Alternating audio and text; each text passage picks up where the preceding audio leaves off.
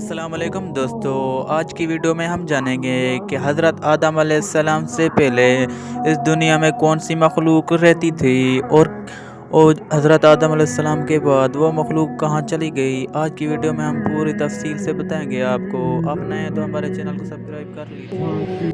بسم اللہ الرحمن الرحیم۔ محترم ناظرین، آج ہم آپ کو بتائیں گے کہ حضرت آدم علیہ السلام سے پہلے اس زمین پر کون سی مخلوق آباد تھی۔ جب حضرت آدم علیہ السلام کو جنت سے نکال کر زمین پر بھیج دیا گیا تو وہ مخلوق کہاں گئی اور ان کے ساتھ کیا سلوک کیا گیا۔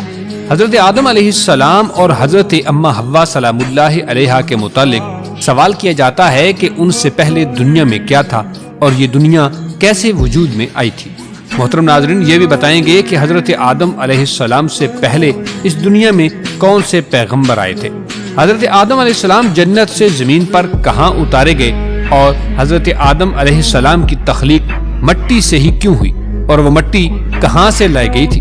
حضرت آدم علیہ السلام نے دنیا میں زندگی کیسے گزاری اور جنت سے اترنے کے بعد جنت سے اپنے ساتھ کیا چیز لے کر آئے تھے، اور یہ بھی بتائیں گے کہ حضرت آدم علیہ السلام کی وفات کب اور کیسے ہوئی۔ محترم دوستو، سب سے پہلے یہ جان لیجئے کہ مذہبی کتب اور مختلف ماہرین اور سائنسدانوں نے تھیوریز پیش کی ہیں جن کے مطابق زمین پر آدم علیہ السلام کو اتارنے سے پہلے شیطان کو پھینکا گیا تھا، یعنی حضرت آدم علیہ السلام کی تخلیق کے بعد حضرت آدم علیہ السلام کو جنت میں بھیجا گیا اور فرشتوں کو انہیں سجدہ کرنے کا حکم دیا گیا تھا۔ اس پر شیطان نے انکار کر دیا، جس وجہ سے ابلیس کو جنت سے نکال کر زمین پر پھینک دیا گیا، جہاں ہزاروں سال یہ روتا رہا اور پھر اس نے اللہ تبارک و تعالی سے قیامت تک مہلت لے کر اولاد آدم کو راہ راست سے بھٹکانے کی کوشش کی۔ محترم دوستو، ابلیس ایک جن تھا اور آگ سے بنا ہوا تھا، اس لیے قیاس کیا جاتا ہے کہ زمین پر حضرت آدم علیہ السلام سے پہلے جنات موجود تھے۔ جنات کے فتنہ و فساد کی وجہ سے اللہ کے حکم سے فرشتوں کی فوج بھیج کر ان کو ختم کر دیا گیا اور بچے ہوئے جنوں کا بسیرا جزیرے اور سمندر ہو گئے تھے۔ سائنسدانوں کا کہنا ہے کہ آدم علیہ السلام سے پہلے زمین پر ڈائناسور آباد تھے۔ انسانوں کی آبادی کے بعد ان کی نسلیں آہستہ آہستہ ختم ہونے لگی ہیں۔ کچھ ماہرین کے مطابق حضرت آدم علیہ السلام سے پہلے اس زمین پر انسانوں جیسی مخلوقات موجود تھی، جن کی کچھ باقیات اور ڈھانچے بھی ملے ہیں۔ اس پر یہ خیال کیا جاتا ہے کہ حضرت آدم علیہ السلام سے پہلے بھی زمین پر انسان موجود تھے جو باقی امتوں کی طرح ختم ہو گئے یا کر دیے گئے تھے۔ کچھ لوگوں کے مطابق زمین خلائی مخلوقات کا مرکز تھا۔ محترم دوستو، سورہ ہود کی آیت نمبر 27 میں بیان کیا گیا ہے کہ وہی ہے جس نے زمین اور آسمان کو 6 دن میں پیدا کیا اور اس وقت اس کا عرش پانی پر تھا۔ اس آیت کے مطابق حضرت آدم علیہ السلام سے پہلے زمین پر صرف پانی موجود تھا۔ اس آیت میں کسی بھی مخلوق کی طرف اشارہ نہیں کیا گیا۔ اس کے متعلق حضور نبی اکرم حضور خاتم النبیین صلی اللہ علیہ وسلم سے لوگوں نے سوال کیا کہ آسمانوں اور زمینوں کے پیدا کرنے سے پہلے کیا تھا، تو حضور صلی اللہ تعالی علیہ وآلہ وسلم نے ارشاد فرمایا کہ اللہ کے سوا کچھ نہ تھا، نہ اس کے اوپر ہوا تھی نہ اس کے نیچے ہوا تھی۔ مطلب یہ کہ کچھ نہ تھا، پھر اس نے پانی پر اپنا عرش پیدا کیا، گویا یہ تھی مخلوق کی ابتدا۔ محترم دوستو، بخاری شریف میں یہ بیان کیا جاتا ہے کہ ایک بار آپ صلی اللہ تعالی علیہ وآلہ وسلم کے پاس یمن سے ایک وفد آیا اور کہا کہ ہمیں آپ سے علم لینا ہے۔ آپ علیہ السلام ہمیں بتائیں کہ اس زمین پر حضرت آدم علیہ السلام سے پہلے کیا تھا۔ حضور نبی کریم صلی اللہ علیہ وآلہ وسلم نے ارشاد فرمایا، کچھ نہیں تھا، صرف اللہ تھا اور عرش پانی پر تھا، اور لوح محفوظ میں قلم سے سب لکھ کر محفوظ کر دیا گیا تھا۔ آپ صلی اللہ علیہ وسلم فرما رہے تھے کہ بلا شبہ اللہ نے سب سے پہلے قلم کو پیدا کیا، پھر اللہ نے اس کو حکم دیا کہ لکھ، چنانچہ وہ اسی وقت چل پڑا اور قیامت کے دن تک ہونے والی ہر چیز لکھ دی گئی تھی۔ یہ اللہ تعالیٰ کا علم تھا جس کو قلم نے اسی کے حکم کے مطابق لوح محفوظ پر لکھ ڈالا تھا۔ حضرت سیدنا عبداللہ ابن عمر بن عاص رضی اللہ تعالی عنہ روایت کرتے ہیں کہ میں نے سنا اللہ کے رسول صلی اللہ علیہ وسلم ارشاد فرما رہے تھے کہ اللہ نے آسمانوں اور زمین کی پیدائش سے 50,000 سال پہلے تمام مخلوقات کی تقدیروں کو لکھ دیا اور اس وقت اس کا عرش پانی پر تھا۔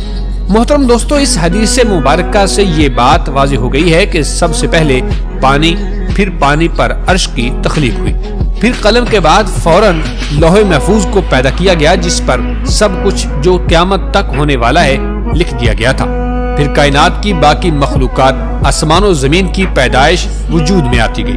محترم دوستو، حضرت ابو ہریرہ رضی اللہ تعالی عنہ سے روایت ہے کہ جب نبی کریم صلی اللہ علیہ وسلم سے دنیا میں چیزوں کے وجود میں آنے کی ترتیب پوچھی گئی تو آپ صلی اللہ تعالی علیہ وسلم نے میرا ہاتھ تھاما اور فرمایا کہ اللہ نے جب یہ دنیا بنائی تو ان کی ترتیب کچھ یوں تھی: ہفتے والے دن مٹی پیدا کی تو اتوار کو پہاڑ، پیر کو درخت پیدا کیے، منگل کو تکالیف، بیماریاں اور مصیبتوں کو، بدھ کو نور اور جمعرات کو چوپائے اس زمین پر پھیلا دیے تھے، اور جمعہ کے مبارک دن عصر سے رات کے درمیان حضرت آدم علیہ السلام کو پیدا کیا تھا۔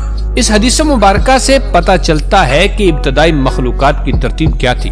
ان میں سب سے آخری نمبر حضرت آدم علیہ السلام کا تھا، جبکہ آدم علیہ السلام نسل انسانی میں سب سے پہلے فرد اور تمام انسانوں کے باپ ہیں۔ ناظرین گرامی، جب انسانوں سے پہلے فرشتے اور جن پیدا ہو چکے تھے، صاحب عقل مخلوقات میں سب سے پہلا نمبر فرشتوں کا، دوسرا نمبر جنوں کا اور آخری نمبر انسانوں کا ہے، جیسا کہ اللہ پاک قرآن مجید فرقان حمید کی سورۃ الحجر آیت نمبر 27 میں ارشاد فرماتے ہیں، اور اس سے پہلے جنات کو ہم نے لو والی آگ سے پیدا کیا۔ جنات کے بارے میں حضرت عبداللہ ابن عباس رضی اللہ تعالی عنہ فرماتے ہیں کہ حضرت آدم علیہ السلام کی تخلیق سے 2000 سال پہلے جنات پیدا کیے گئے تھے۔ وہ ہماری اس زمین پر آباد تھے، مگر آہستہ آہستہ اور فتنہ و فساد میں مبتلا ہوتے گئے، اور جب وہ حد سے بڑھ گئے اور ناحق خون بہانے لگے تو اللہ تبارک و تعالیٰ نے ان کی طرف فرشتوں کا ایک عظیم لشکر بھیجا، جن سے جنات اور فرشتوں کے مابین زبردست مارکا آرائی ہوئی، اور اس مارکا آرائی میں جنات کو تہس نہس کر دیا گیا، اور وہ پناہ لینے کے لیے سمندر کے جزیروں، جنگلات اور پہاڑوں پر چلے گئے تھے۔ ان کو زمین کے ہر حصے سے نکال دیا گیا، چنانچہ آج تک ان کے رہنے کی جگہ یہی جزیرے، جنگلات اور پہاڑ ہیں۔ محترم ناظرین، یہاں آپ کو یہ بھی بتاتے چلیں کہ آدم علیہ السلام کی تخلیق مٹی سے ہی کیوں ہوئی اور وہ مٹی کہاں سے لائی گئی تھی۔ حضرت آدم علیہ السلام کی نہ ماں ہے نہ باپ، بلکہ اللہ تبارک و تعالیٰ نے ان کو مٹی سے بنایا ہے۔ روایت ہے کہ جب اللہ نے آپ کو پیدا کرنے کا ارادہ فرمایا تو حضرت اسرائیل علیہ السلام کو حکم دیا کہ زمین سے ایک مٹھی مٹی لائیں۔ اللہ کے حکم کے مطابق حضرت اسرائیل علیہ السلام نے آسمان سے اتر کر زمین سے ایک مٹھی مٹی اٹھائی تو پوری روئے زمین کی پر چھلکے کی مانند اتر کر آپ کی مٹھی میں آ گئی تھی، جس میں مختلف رنگوں، مختلف کیفیتوں والی مٹی تھی، یعنی سفید، سیاہ، سرخ، زرد رنگ والی، نرم و سخت، شیریں اور تلخ، نمکین اور پھیکی، سب کیفیتوں والی مٹیاں شامل تھیں۔ اس مٹی کو مختلف پانیوں سے گوندنے کا حکم ارشاد فرمایا گیا، چنانچہ ایک مدت کے بعد یہ چپکنے والی بن گئی، پھر ایک مدت تک یہ گوندی گئی تو کیچڑ کی طرح وہ گارا بن گئی تھی، پھر یہ خشک ہو کر کھنکھناتی اور بجتی ہوئی مٹی بن گئی۔ پھر اسی مٹی سے اللہ تبارک و تعالیٰ نے حضرت آدم علیہ السلام کا پتلا بنا کر جنت کے دروازے پر رکھ دیا گیا، جس کو دیکھ دیکھ کر فرشتوں کی جماعت تعجب کرتی تھی، کیونکہ فرشتوں نے ایسی شکل و صورت کی کوئی مخلوق کبھی پہلے نہیں دیکھی تھی۔ محترم دوستو، اللہ تبارک و تعالیٰ نے اس پتلے میں روح کو داخل ہونے کا حکم ارشاد فرمایا، چنانچہ روح داخل ہو کر جب آپ کے نتنوں میں پہنچی تو آپ کو چھینک آئی۔ جب روح زبان تک پہنچی تو آپ نے الحمدللہ پڑھا اور اللہ تبارک و تعالیٰ نے فرمایا یرحمک اللہ، یعنی اللہ تم پر رحمت فرمائے۔ اے ابو محمد یعنی آدم، میں نے تم کو اپنی حمد ہی کے لیے بنایا ہے۔ پھر رفتہ رفتہ پورے بدن میں روح پہنچی اور آپ زندہ ہو کر اٹھ کھڑے ہوئے۔ اللہ تعالیٰ نے حضرت آدم علیہ السلام کو 4 عظیم شرف اور مرتبے عطا فرمائے تھے۔ نمبر 1، اپنے ہاتھ سے پیدا فرمایا۔ ایک بات یہاں یہ واضح کرتے چلیں کہ اللہ تبارک و تعالیٰ وجود سے پاک ہے، تو ہاتھ سے مراد اپنی نگاہ کرم نواز اور اپنی رحمت خاص سے پیدا فرمایا۔ نمبر 2، پھر روح پھونکی۔ نمبر 3، فرشتوں کو سجدہ کرنے کا حکم فرمایا۔ نمبر 4، اشیاء کے ناموں کے علم سے سرفراز فرما دیا تھا۔ دوستوں، مختلف مذاہب کی کتابوں میں یہ لکھا ہے کہ ابلیس یعنی شیطان جن تھا اور اللہ تعالیٰ نے اس کی عبادات کے باعث اسے فرشتوں میں شامل کر لیا تھا اور اسے ان کا سردار بھی بنا دیا تھا۔ اس کے بعد اس کی ریاضت کا سلسلہ جاری رہا۔ اس کائنات کا کوئی ایسا چپا یا کوئی ایسا ٹکڑا نہیں جس پر ابلیس نے سجدہ نہ کیا ہو۔ یہ ان سجدوں، ریاضتوں اور عبادات کا نتیجہ ہی تھا کہ اللہ تبارک و تعالیٰ نے ابلیس کو فرشتوں کا سردار بنایا۔ لیکن پھر شیطان غرور کا شکار ہوا۔ اس نے مٹی کے پتلے یعنی حضرت آدم علیہ السلام کو سجدہ کرنے سے انکار کر دیا۔ جب اللہ تبارک و تعالیٰ نے آدم علیہ السلام کو مٹی سے بنایا تو سب کو کہا ان کو سجدہ کیا جائے، لیکن ابلیس کے اندر ایک غرور تھا، ایک گھمنڈ تھا۔ اس نے کہا میں آگ سے بنا اور یہ مٹی سے، میں اسے کیوں سجدہ کروں؟ اس نے سجدہ کرنے سے انکار کر دیا اور یہاں سے خیر اور شر کی طاقتوں کے درمیان جنگ کا آغاز ہو گیا تھا۔ قدیم صاحب لکھتے ہیں کہ جب شیطان کو اللہ تبارک و تعالی نے حضرت آدم علیہ السلام کو سجدہ کرنے کا حکم دیا تو اس نے غرور و تکبر کرتے ہوئے حضرت آدم علیہ السلام پر حقارت سے تھوک دیا تھا۔ شیطان کا تھوک حضرت آدم علیہ السلام کے پیٹ پر گرا اور اس کے بعد اللہ تبارک و تعالی نے حضرت جبرائیل علیہ السلام کو تھوک والی مٹی نکالنے کا حکم ارشاد فرمایا۔ حضرت جبرائیل علیہ السلام نے یہ مٹی نکالی تو حضرت آدم علیہ السلام کے پیٹ پر ایک چھوٹا سا سوراخ بن گیا۔ یہ سوراخ ناف کی شکل میں آج بھی ہمارے پیٹ پر موجود ہے۔ اللہ تعالیٰ نے اس ناف کی مٹی سے جس پر شیطان نے تھوکا تھا کتے کو بنا دیا تھا۔ ناظرین گرامی، کتے کی تخلیق کے متعلق مختلف روایات ملتی ہیں، جبکہ حضرت آدم علیہ السلام اور حضرت اما حوا سلام اللہ علیہا کو اللہ تبارک و تعالیٰ نے زمین پر بھیجا تو شیطان نے زمین پر موجود درندوں کو ورغلایا کہ وہ ان دونوں کو کھا جائیں، تو تب اللہ تبارک و تعالیٰ نے کتے کو پیدا کیا تھا جس نے حضرت آدم علیہ السلام اور حضرت اما حوا علیہ السلام کی ان درندوں سے حفاظت فرمائی تھی۔ یعنی کتے کی پیدائش حضرت آدم علیہ السلام کو زمین پر بھیجنے کے فوراً بعد اللہ تبارک و تعالیٰ نے فرمائی تھی۔ حضرت ابو موسیٰ اشعری رضی اللہ تعالیٰ عنہ سے روایت ہے، نبی کریم صلی اللہ علیہ وسلم نے ارشاد فرمایا، اللہ تعالیٰ نے حضرت آدم علیہ السلام کو ایک مٹھی خاک سے پیدا فرمایا۔ یہ مٹی تمام روئے زمین سے حاصل کی گئی تھی۔ یہی وجہ ہے کہ حضرت آدم علیہ السلام کی نسل میں مختلف رنگ زبان کے لوگ پائے جاتے ہیں۔ حضرت آدم علیہ السلام کی کنیت ابو محمد یا ابو البشر اور آپ کا لقب خلیفۃ اللہ اور صفی اللہ ہے، اور آپ اللہ تبارک و تعالیٰ کے سب سے پہلے نبی ہیں۔ آپ نے 960 برس کی عمر پائی اور بوقت وفات آپ کی اولاد تقریباً 1,00,000 ہو چکی تھی، جنہوں نے طرح طرح کی سنتوں اور عمارتوں سے زمین کو آباد کیا تھا۔ محترم دوستو، قرآن مجید میں بار بار اس مضمون کا بیان ہے کہ حضرت آدم علیہ السلام کی تخلیق مٹی سے ہوئی۔ چنانچہ حضرت آدم علیہ السلام کو اللہ تبارک و تعالیٰ نے بہشت میں رہنے کا حکم دیا تو آپ جنت میں تنہائی کی وجہ سے کچھ پریشان ہوئے، تو اللہ تعالیٰ نے آپ پر نیند کا غلبہ فرمایا اور آپ گہری نیند سو گئے تھے۔ تو نیند ہی کی حالت میں آپ کی بائیں پسلی سے اللہ تبارک و تعالیٰ نے حضرت حوا سلام اللہ علیہا کو پیدا فرمایا تھا۔ جب آپ نیند سے بیدار ہوئے تو یہ دیکھ کر حیران رہ گئے کہ ایک نہایت ہی خوبصورت اور حسین و جمیل عورت آپ کے پاس بیٹھی ہے۔ آپ نے ان سے فرمایا، تم کون ہو اور کس لیے یہاں آئی ہو؟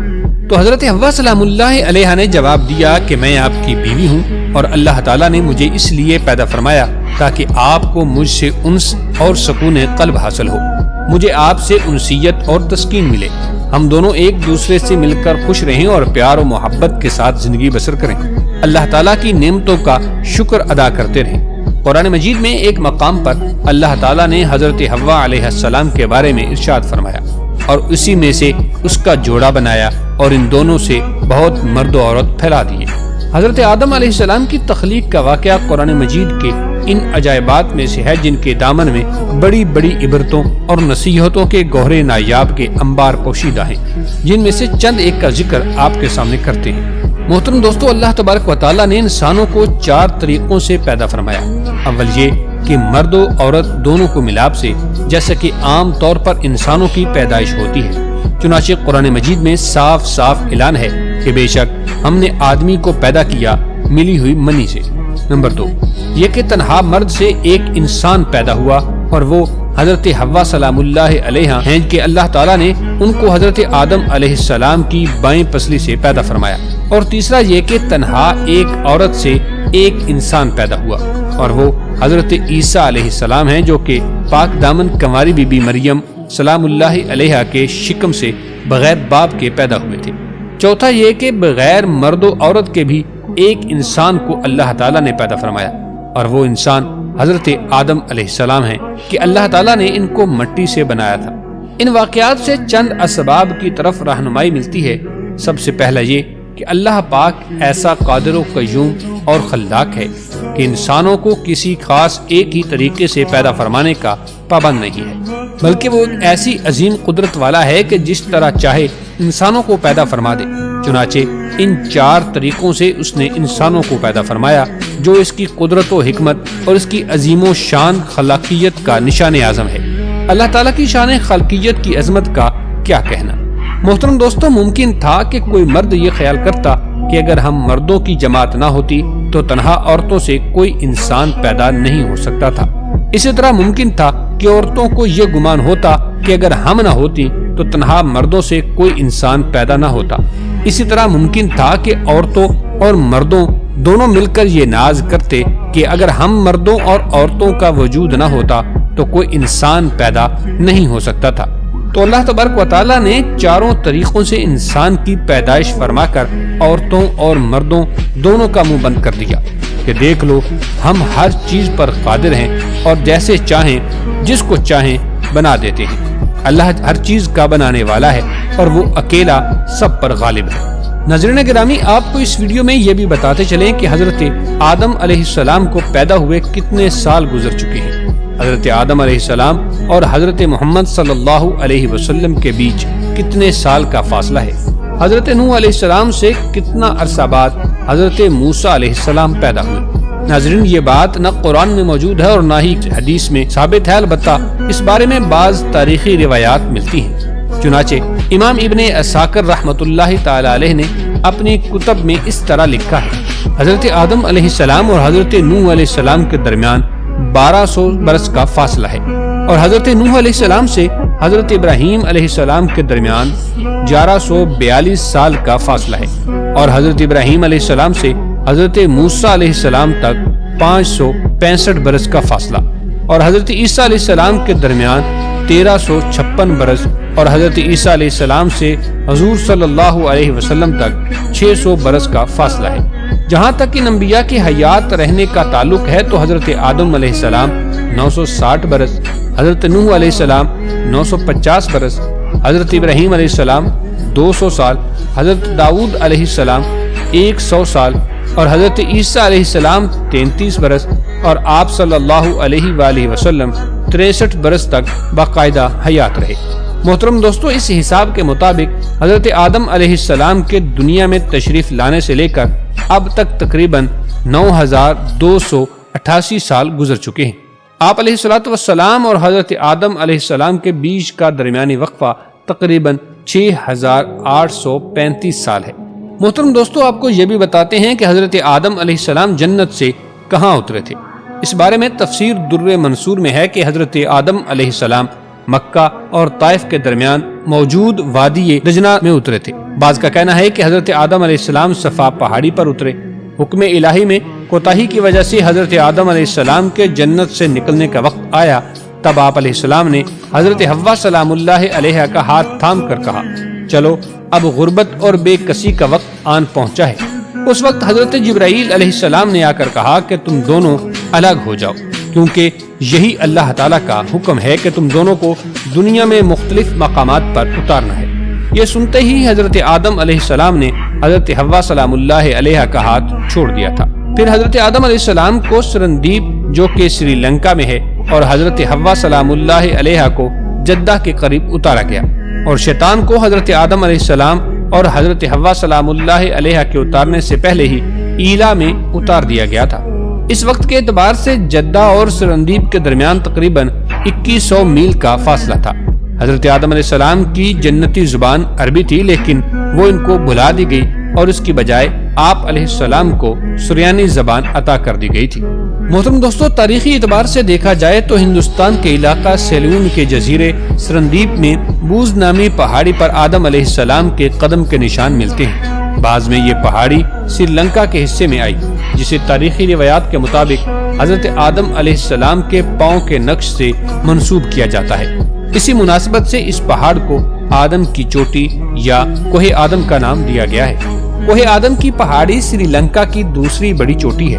7300 فٹ بلند یہ چوٹی سری لنکا کے دارالحکومت کولمبو سے 220 کلومیٹر کے فاصلے پر ہے۔ کوہ آدم پر چڑھنے کے لیے بہترین وقت رات کا وقت ہے۔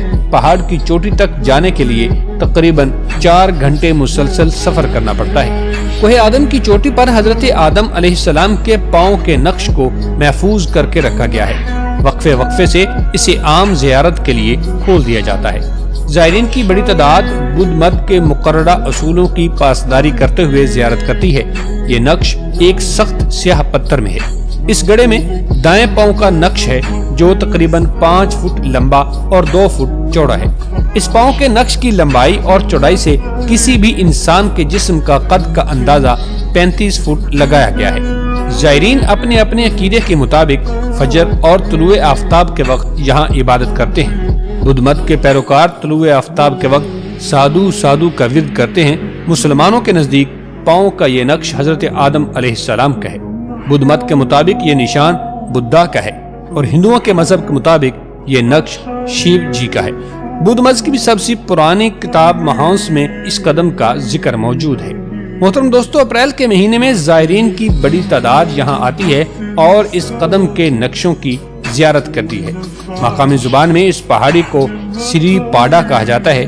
تاریخی حوالے بتاتے ہیں کہ سکندر اعظم اور ابن بطوطہ نے بھی زیارات کے لیے یہاں کا سفر کیا تھا۔ ابن بطوطہ نے اپنے سفر نامے میں اس کا ذکر انتہائی دلچسپ پیرائے میں کیا ہے۔ اس کا بیان ہے کہ میں نے جزیرہ سیلان یعنی سری لنکا آنے کے بعد سیلان کے راجا سے کہا کہ میں قدم شریف کی زیارت کرنا چاہتا ہوں۔ سری لنکا کے راجا نے اہتمام کیا۔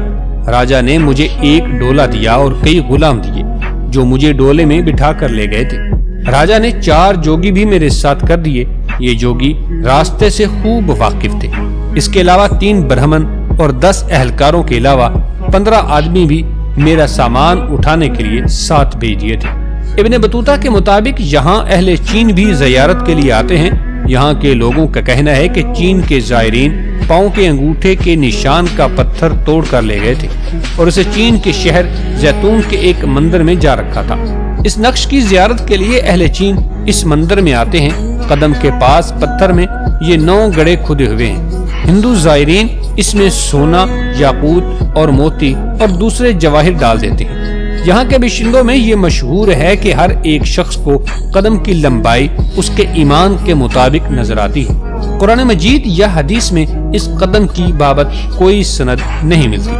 یہاں آپ کو یہ بھی بتائیں کہ حضرت آدم علیہ السلام جب زمین پر اترے تو حضرت آدم علیہ السلام کا پہلا کھانا اور لباس کیا تھا۔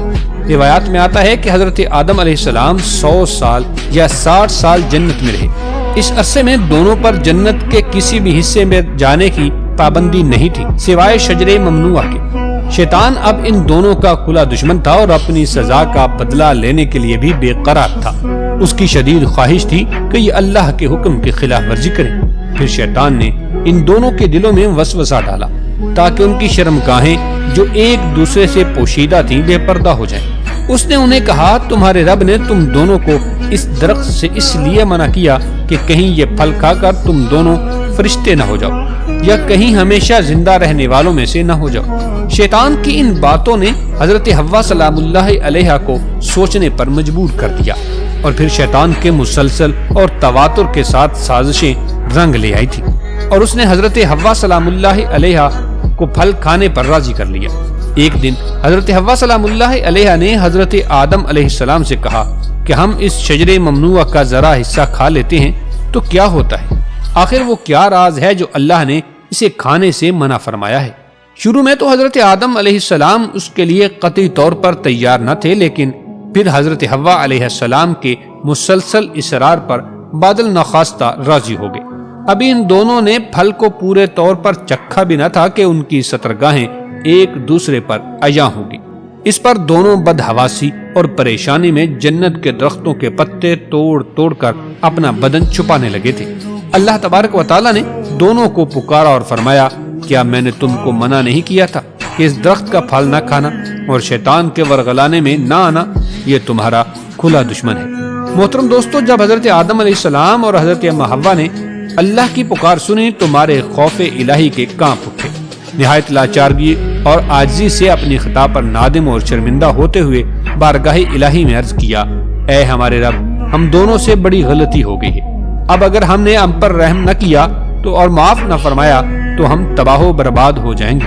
اللہ تبارک و تعالیٰ نے فرمایا کہ اب تم دونوں ایک خاص مدت تک زمین پر رہو گے، جہاں تم ایک دوسرے کے دشمن ہوگے، اور وہاں ہی مرنا ہے اور اسی میں سے پھر پیدا ہونا ہے۔ تو دونوں کو زمین کی طرف روانہ کر دیا گیا۔ حضرت آدم علیہ السلام جب جنت سے زمین پر تشریف لائے تو بارگاہ خداوندی میں عرض کی کہ خدایا، میں یہاں نہ تو ملائکہ کی تسبیح و عبادت کی آواز سن سکتا ہوں اور نہ ہی کوئی عبادت خانہ نظر آتا ہے، جیسا کہ آسمان میں بیت المعمور دکھائی دیتا تھا جس کے ارد گرد ملائکہ طواف کرتے تھے۔ اس پر اللہ پاک کا حکم آیا کہ جاؤ، جہاں پر ہم نے نشان بتائے ہیں وہاں پر کعبۃ اللہ بناؤ اور اس کے گرد ہی طواف کرو اور اس کی طرف منہ کر کے نماز بھی ادا کر لینا۔ حضرت جبرائیل علیہ السلام ان کی رہبری کے لیے ان کے ساتھ چل پڑے اور انہیں اس مقام پر لے آئے جہاں سے زمین بنی تھی، یعنی جس جگہ جھاگ بنی تھی، اور پھر وہی جگہ پھیل کر پوری زمین بنی۔ حضرت جبرائیل علیہ السلام نے اپنا پر مار کر 7 زمینیں تک بنیاد رکھ دی، جس کو ملائکہ نے 5 پہاڑوں کے پتھروں سے بھرا، کوہ طور، کوہ لبنان، کوہ جودی، کوہ طور زیتا اور کوہ ہرا۔ بنیاد بھرنے کے بعد نشان کے لیے چاروں طرف کی دیواریں بھی اٹھا دی تھی۔ اس طرح حضرت آدم علیہ السلام نماز بھی پڑھتے رہے اور طواف بھی کرتے رہے۔ حضرت آدم علیہ السلام زمین پر آنے کے بعد نہایت شرمسار اور افسردہ رہتے تھے۔ پھر حضرت حوا سلام اللہ علیہا سے علیحدگی نے بھی سخت پریشانی میں مبتلا کر رکھا تھا۔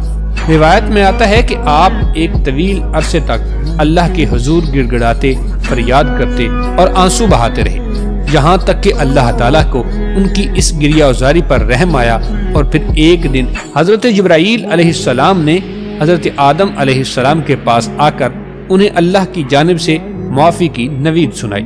ناظرین گرامی، حضرت آدم علیہ السلام کی توبہ قبول ہونے کی ایک اور وجہ بھی بتائی جاتی ہے کہ حضرت عمر رضی اللہ تعالیٰ عنہ سے مروی ہے کہ نبی کریم صلی اللہ علیہ وآلہ وسلم نے فرمایا، جب حضرت آدم علیہ السلام سے لغزش ہوئی تو انہوں نے اللہ تعالیٰ سے عرض کیا، اے میرے پروردگار، میں آپ سے محمد صلی اللہ علیہ وسلم کے وسیلے سے سوال کرتا ہوں کہ آپ میری مغفرت فرما دیں۔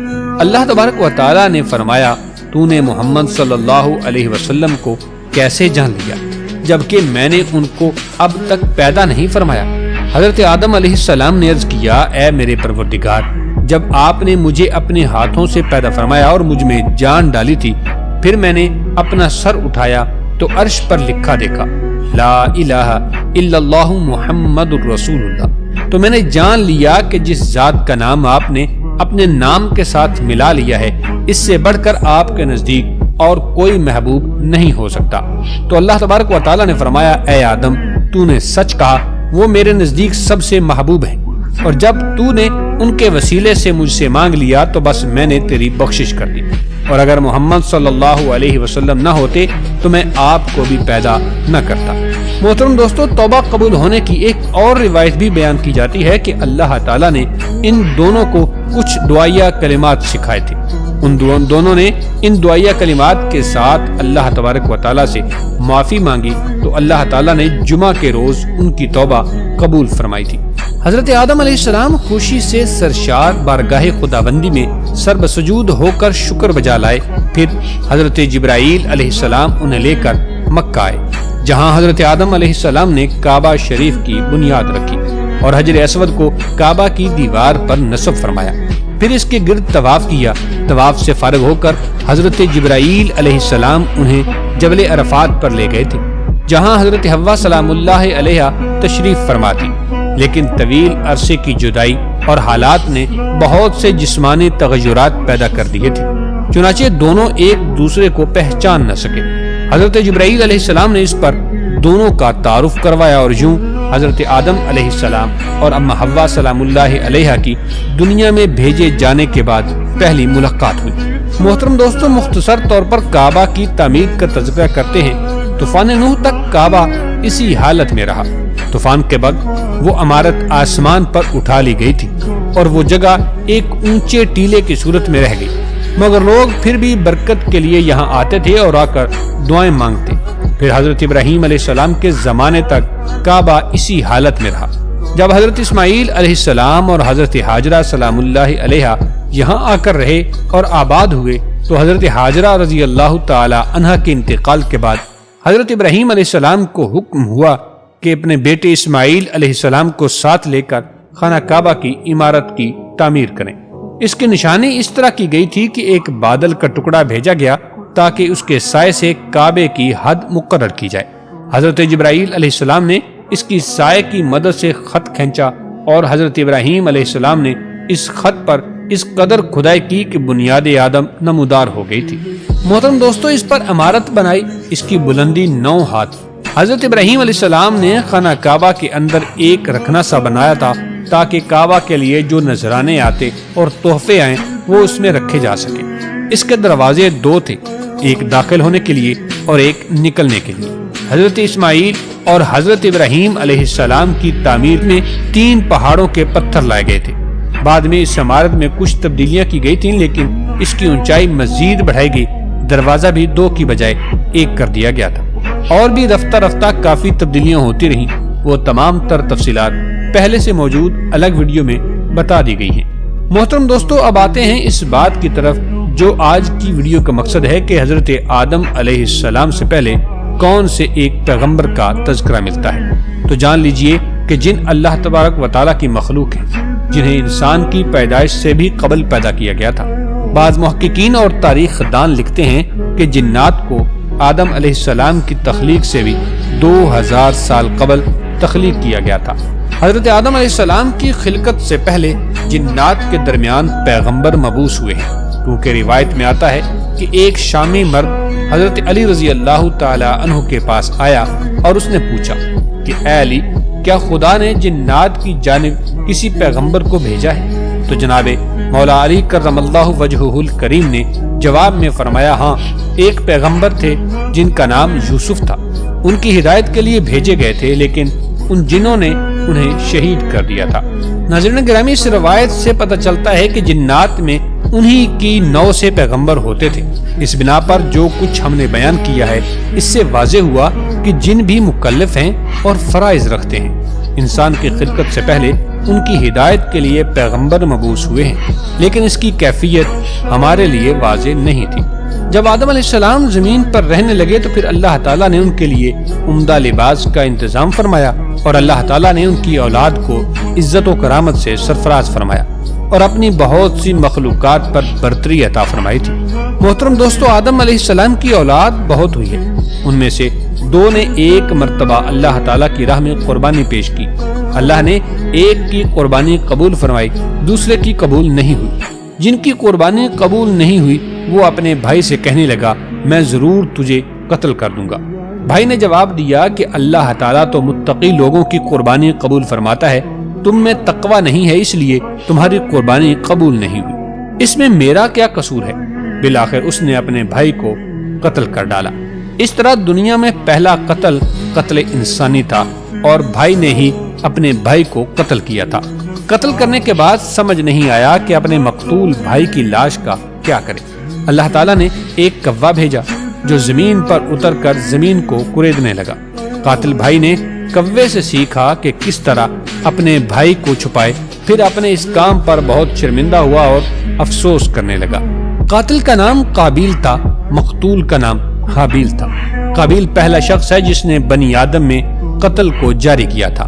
آدم علیہ السلام بہت روئے اس قتل پر اور افسوس کیا۔ آخر میں حضرت آدم علیہ السلام کی وفات کب اور کیسے ہوئی، اس حوالے سے آپ کو بتاتے ہیں کہ جب حضرت آدم علیہ السلام حابیل کی موت کی وجہ سے بے قرار تھے، تب اللہ تبارک و تعالیٰ نے حضرت جبرائیل علیہ السلام کو ان کی تسلی کے لیے بھیجا۔ انہوں نے حضرت آدم علیہ السلام کو بحکم خداوندی بتایا، اللہ ان کو ایک فرزند عطا کرے گا جس کی نسل سے پیغمبر پیدا ہوں گے۔ چنانچہ حابیل کے مرنے کے 5 سال بعد حضرت آدم علیہ السلام کے ہاں فرزند پیدا ہوا جس کا نام شیس رکھا گیا۔ اس کا مطلب ہے اللہ کا دیا ہوا تحفہ۔ جب حضرت آدم علیہ السلام کی وفات کا وقت قریب آیا تو انہوں نے اپنے بیٹوں سے فرمایا کہ بیٹو، میرا جنت کے پھل کھانے کا جی چاہ رہا ہے۔ وہ تلاش کے لیے نکل گئے تو انہیں سامنے سے فرشتے آتے ہوئے ملے جن کے پاس حضرت آدم علیہ السلام کا کفن اور خوشبو تھی، اور ان کے پاس کلہاڑے اور ٹوکریاں بھی تھیں۔ انہوں نے کہا کہ آدم کے بیٹو، تمہیں کس چیز کی تلاش ہے؟ سب بیٹوں نے کہا کہ ہمارے والد بیمار ہیں اور جنت کے میوے کھانے کی خواہش رکھتے ہیں۔ فرشتوں نے کہا واپس چلے جاؤ، تمہارے والد فوت ہونے والے ہیں۔ اور جب فرشتے حضرت آدم علیہ السلام کی روح قبض کرنے کے لیے آئے تو حضرت حوا سلام اللہ علیہ نے ان کو دیکھ کر پہچان لیا اور وہ حضرت آدم علیہ السلام سے چمٹ گئیں۔ حضرت آدم علیہ السلام نے فرمایا کہ مجھ سے الگ ہو جاؤ، پہلے بھی مجھے تمہارے ذریعے سے ہی مصیبت پہنچی تھی، مجھے میرے رب کے فرشتوں کا ساتھ دینے دو۔ فرشتوں نے ان کی روح قبض کی، غسل دیا، کفن پہنایا، خوشبو لگائی، آپ کی قبر کھودی اور لحد تیار کی۔ حضرت جبرائیل علیہ السلام نے ان کے بیٹے حضرت شیس علیہ السلام کو نماز جنازہ پڑھنے کا طریقہ بتایا۔ آپ علیہ السلام نے نماز جنازہ پڑھائی۔ عام طور پر تاریخ الکتب میں حضرت آدم علیہ السلام کی عمر مبارکہ 960 سال بیان کی گئی ہے۔ کہتے ہیں کہ آپ کو جبل ابی قبیس کے غار میں دفن کیا گیا ہے۔ حضرت ابن عباس رضی اللہ تعالی عنہ کے قول کے مطابق حضرت نوح علیہ السلام نے طوفان کے بعد کشتی سے اتر کر آپ کو بیت المقدس میں دفن کیا تھا۔ دوستو، حضرت حوا سلام اللہ علیہ کے بارے میں بھی بہت سی روایات ہیں کہ آپ بھی آدم علیہ السلام کی وفات کے 1 سال بعد ہی انتقال فرما گئی تھی اور ان کے ساتھ ہی دفن ہوئی تھی۔ محترم دوستو، اگر اس ویڈیو میں اور اس ساری معلومات میں کوئی غلطی ہوئی ہو تو اللہ تبارک و تعالیٰ سے معافی کے طلبگار ہیں۔ اللہ پاک ہم سب کی خطاؤں کو معاف فرمائے، آمین ثم آمین۔